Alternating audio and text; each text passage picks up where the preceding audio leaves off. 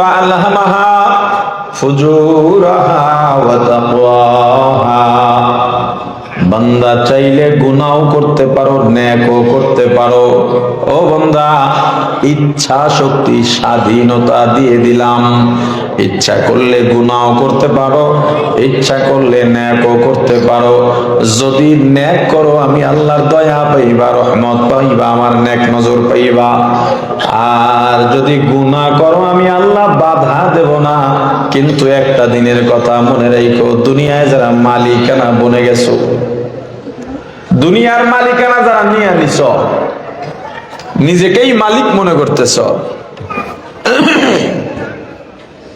কিয়ামতের ময়দানে আল্লাহ দুনিয়ার এই অহংকারী, দুনিয়ার দাপট দেখানো প্রভাবশালীদের জন্য কাহ্হারিয়া সিফাতের নামে সাইনবোর্ড টানাবেন। গুসা করে ডাক দিবি, লিমানিল মুলকুল ইয়াউম,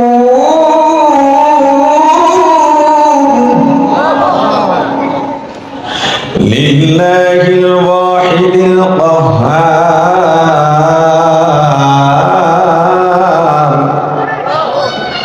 লিল্লাহিল ওয়াহিদিল কাহ্হার,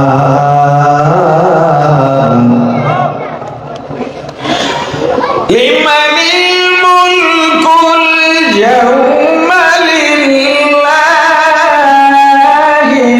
ওয়াহিদিল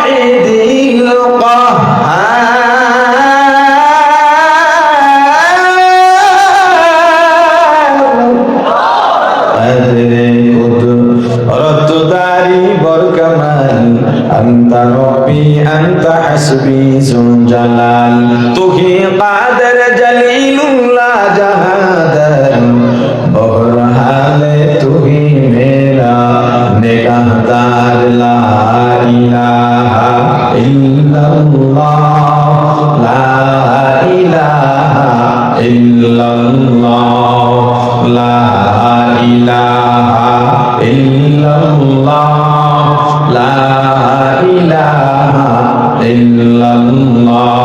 আল্লাহর নাম ডাকতে কষ্ট লাগেনি? আর জোরে বলেন।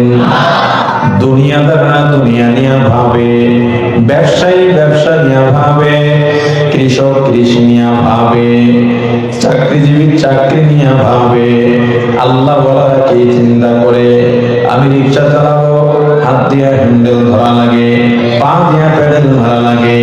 আল্লাহ দোকানদার চিন্তা করে আমি জিনিসপত্র মাপ দিব, হাত কাজে লাগে, আমার চোখ কাজে লাগে, জিহ্বা কাজে লাগে না। দুনিয়াদাররা দুনিয়া নিয়ে ভাবে, আর আল্লাহ বলারা হাতের কাজ হাতে করে, পায়ের কাজ পায়ে করে, আর জবানে জপতে থাকে লা ইলাহা ইল্লাল্লাহ, লা ইলাহা ইল্লাল্লাহ, লা ইলাহা ইল্লাল্লাহ, লা ইলাহা ইল্লাল্লাহ, লা ইলাহা ইল্লাল্লাহ, লা ইলাহা ইল্লাল্লাহ।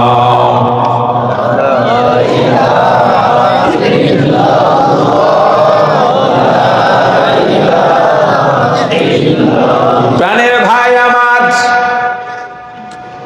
আল্লাহ রাব্বুল আলামিন কাহ্হারিয়া সিফাতের নামের সাইনবোর্ড টানায়া দুনিয়ার অহংকারীদের ডাক দিবেন।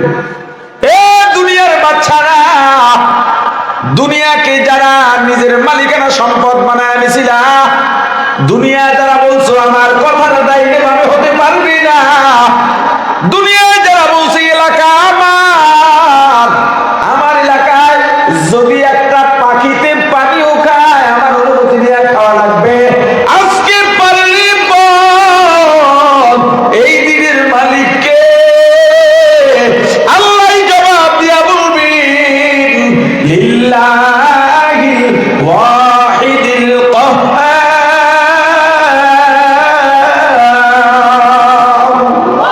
এই দিনের মালিকানা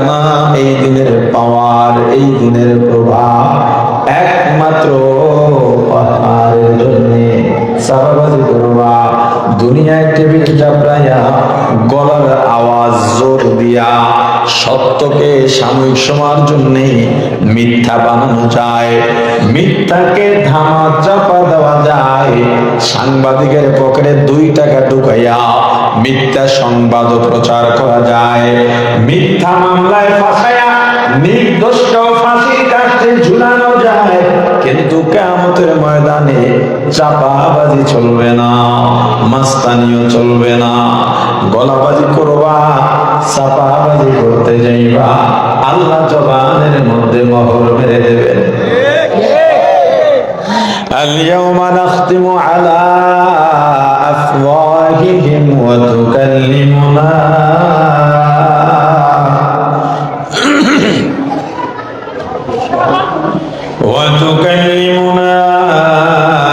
أيديهم وتشهد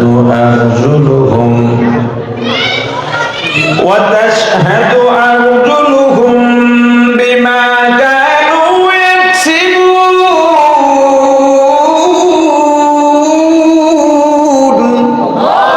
আল্লাহ জবান বন্ধ করে দিবেন, হাত কথা বলবে, পা সাক্ষ্য দেবে, অঙ্গ প্রত্যঙ্গ একের পর এক অকপটে বলতে থাকবে। হাত বলবে আল্লাহ আমাকে এই কাজে ব্যবহার করেছে, চোখ বলবে আমাকে এই কাজে ব্যবহার করেছে। পালাবার জায়গা নাই, ভেগে যাওয়ারও কোনো জায়গা নাই। প্রাণের ভাই আমার, সূরাতুল ফাতিহা তেলাওয়াত করেছি, এমন কোন নামাজ নাই যেই নামাজে সূরা ফাতিহা নাই। ক্বালা নবী সাল্লাল্লাহু আলাইহি ওয়াসাল্লাম লা সালাতা ইল্লা বিফাতিহাতিল কিতাব আও কামা ক্বালা নবী আলাইহি সালাতু ওয়াসসালাম। আমার রাসূল বলেছেন নামাজ আছে তো সূরা ফাতিহা আছে, সূরা ফাতিহা নাই ওইটার নামাজও না। কিন্তু একটা সুয়ালে মুকদ্দারের জবাব দেয়া যায়, এই হাদিসের দ্বারা আমাদের একদল ফিরকা, আমাদের ভাই, তারাও দ্বীনের কথা বলেন, তরিকা ভিন্ন। কথা বলেন কিসের? বলেন কিসের কথা? তরিকা, তরিকাটা সঠিক না। আমাদের লা মাযহাবি আহলে হাদিস ভাইরা এই হাদিসের বরাত দিয়া বলে জানাজায় সূরা ফাতিহা পড়া লাগবে। আপনাদেরকে বলি, মানুষ মারা গেলে জানাজা পড়ি কিনা? সবাই পড়েন না? পড়ি। জানাজায় ফরজ কয়টা বলেন?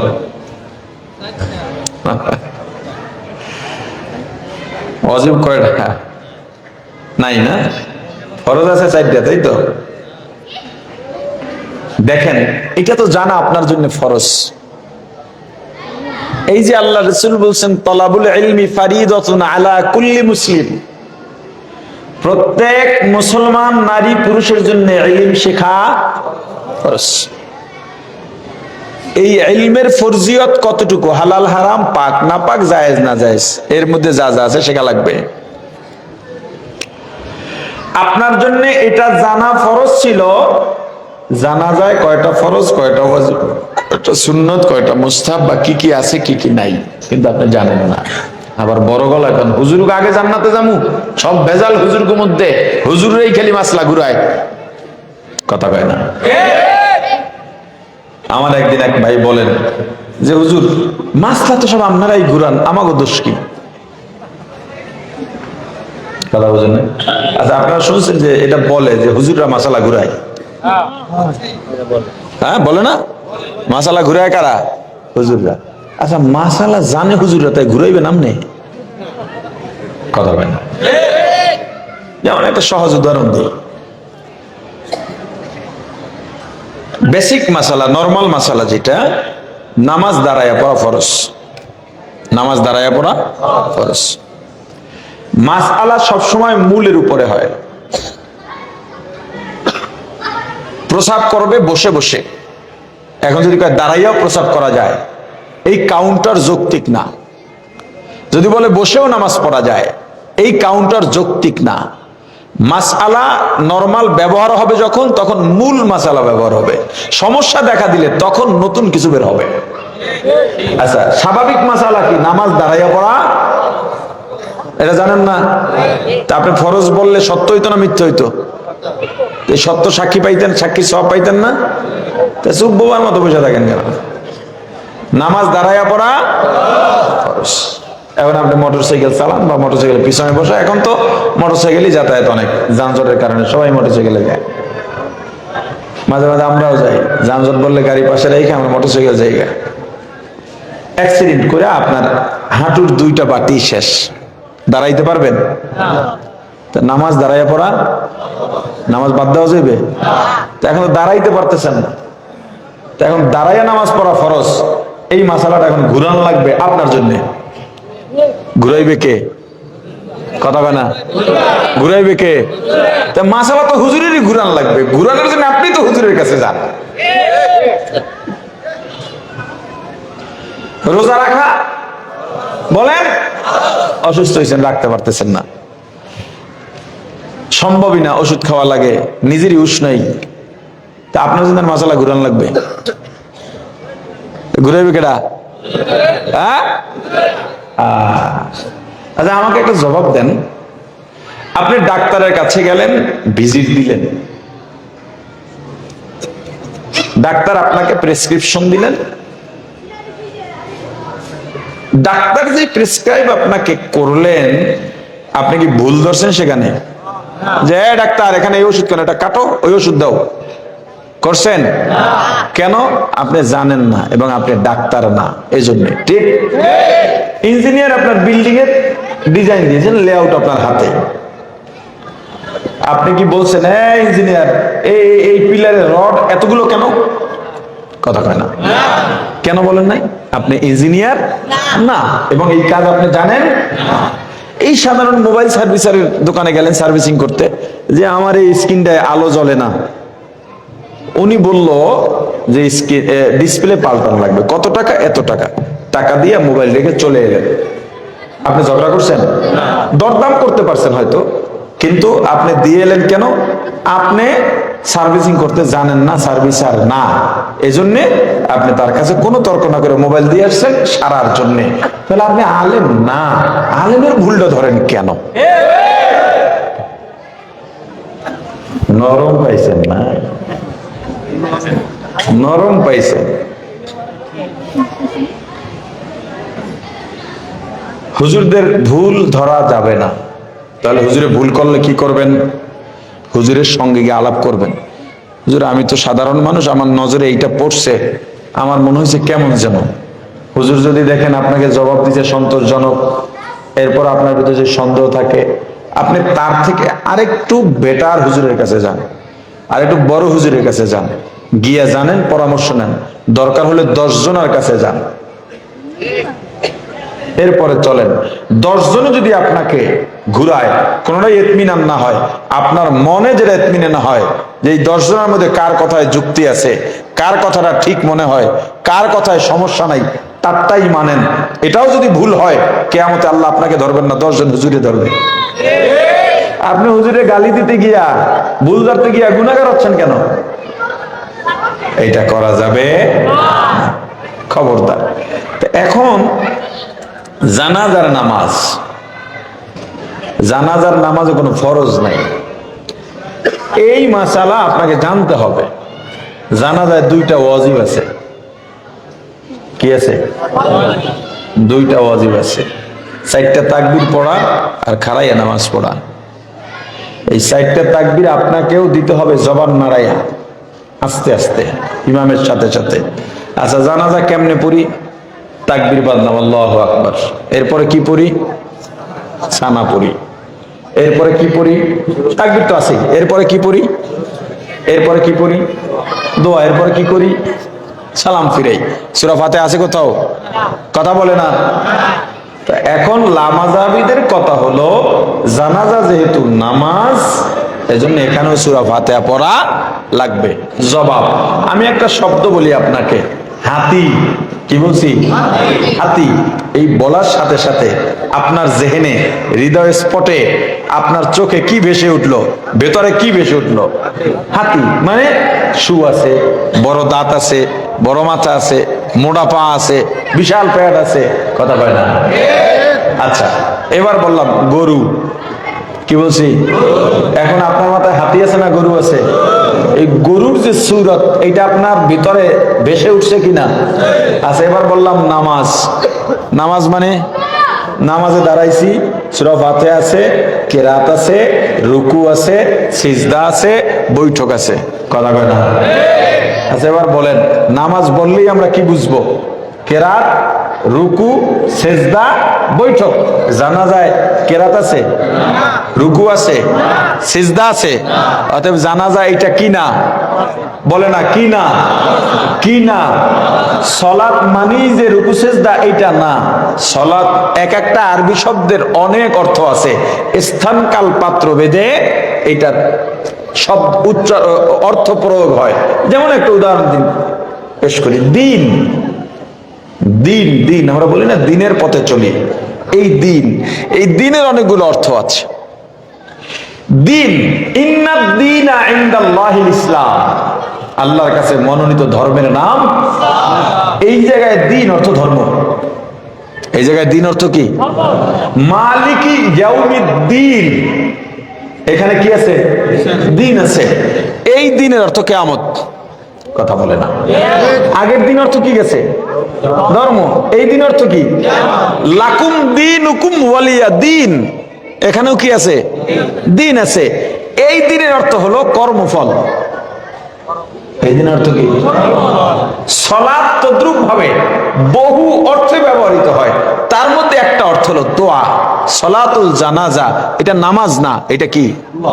এই জন্য এখানে সূরা ফাতিহা পড়ি না। সূরা ফাতিহা তেলাওয়াত করছিলাম আমি। সূরা ফাতিহা যত জায়গায় আলোচনা করছি এতক্ষণে শেষ হয়ে যাইত।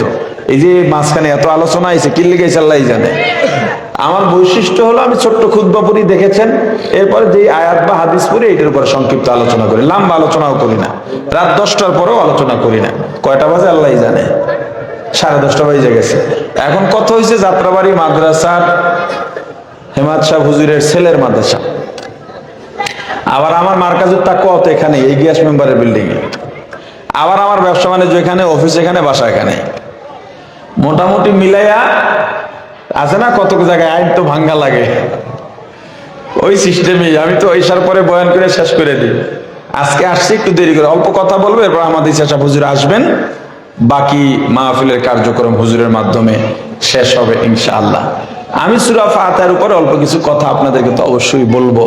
এই সূরা তেলাওয়াত করার একটা উদ্দেশ্য হলো, এখানে কেউ যদি বসে তো রাখেন, না সেটা সরাই ফেলেন। উদ্দেশ্য হলো এই সূরা নিয়মিত আমরা পড়ি, আসলে সূরার ভেতরে আছে কি এটা আমরা জানি না।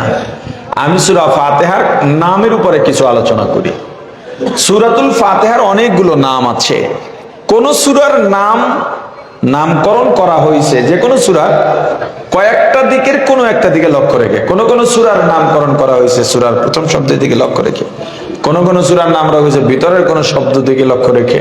কোন কোন সূরার নাম রাখা হয়েছে সূরার আলোচনার পারিপার্শ্বিক সামগ্রিক যে আলোচনাটা আছে সূরার ভিতরে এটার দিকে লক্ষ্য করে। কোন কোন সূরার নামকরণ করা হয়েছে ফজিলতের দিকে লক্ষ্য রেখে। কোন কোন সূরার নামকরণ করা হয়েছে শানে নুজুলের দিকে লক্ষ্য করে। তো সূরা ফাতিহার অনেকগুলো নামের প্রধান দুইটা নাম। প্রধান কয়টা নাম? আরে জোরে বলেন। একটা হলো সূরাতুল ফাতিহা, আর একটা হলো সূরাতুল হামদ বা আল হামদু সূরা। কয়টা নাম? নাম তো অনেক, প্রধান নাম কয়টা?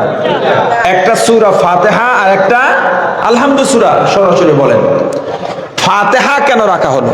ফাতহুন মানে খোলা, আরম্ভ করা, শুরু করা, উন্মোচন করা, উদ্বোধন করা। কোরআনুল কারীম যেহেতু সূরা ফাতিহার মাধ্যমে শুরু হয়েছে, এজন্য এই সূরার নামকরণ করা হয়েছে সূরাতুল ফাতিহা। আল হামদু সূরা কেন?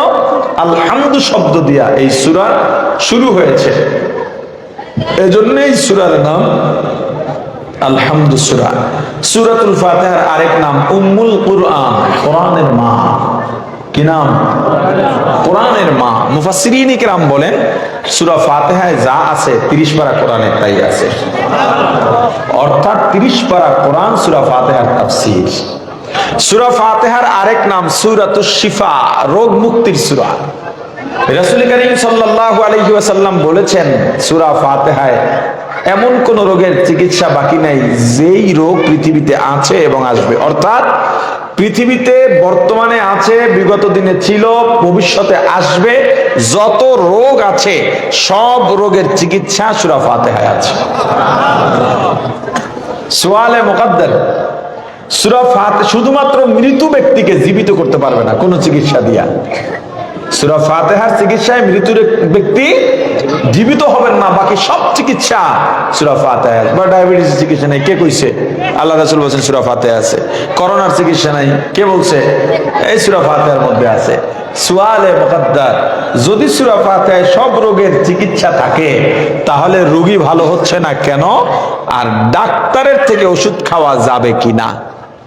কয়টা ব্যাপার বের হলো? দুইটা।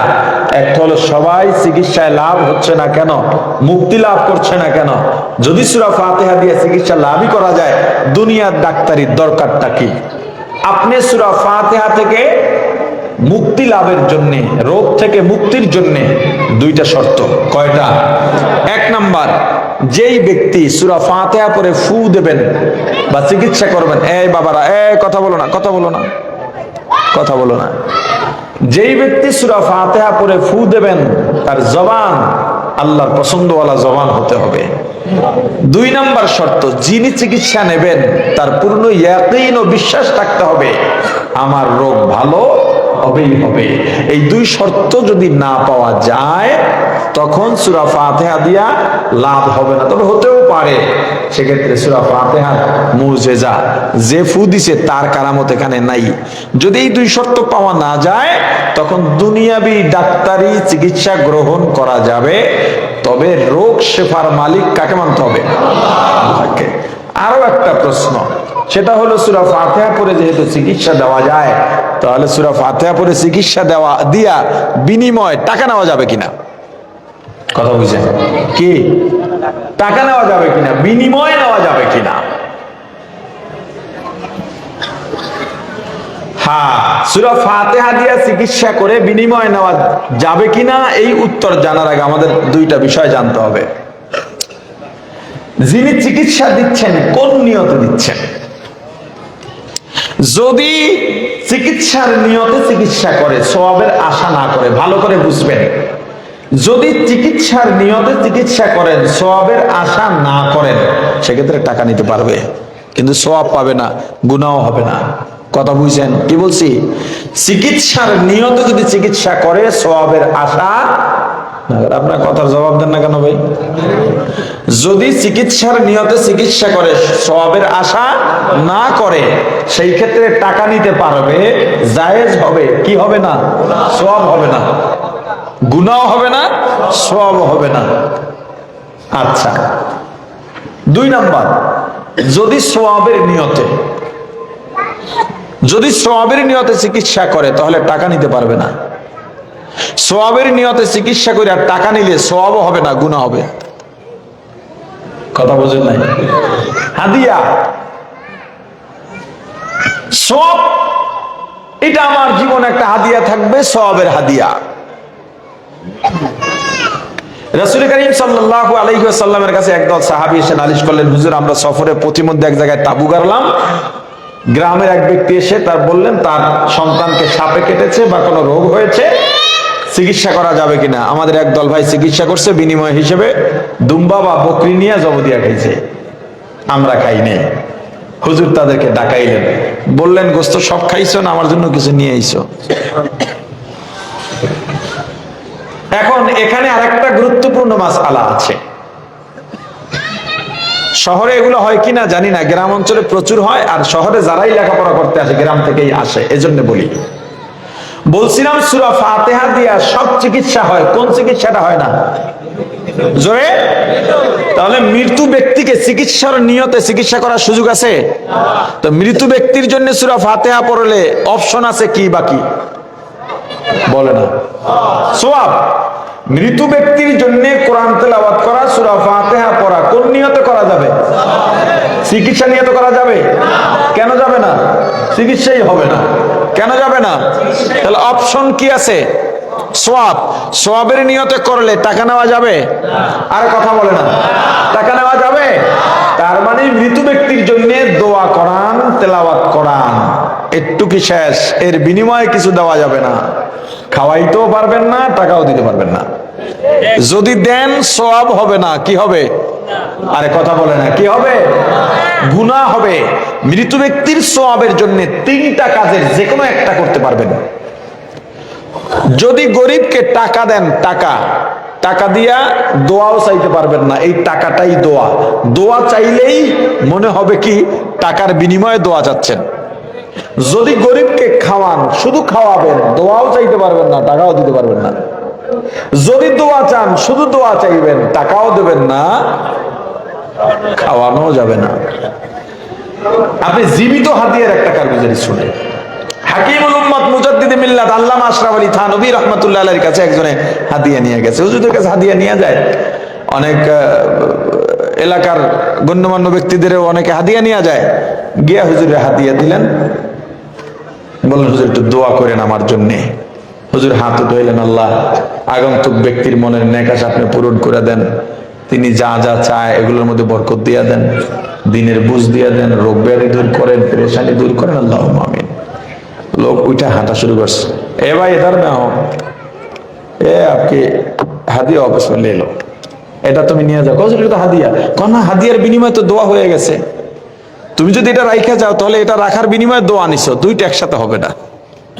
কথা বুঝেন, দুইটা একসাথে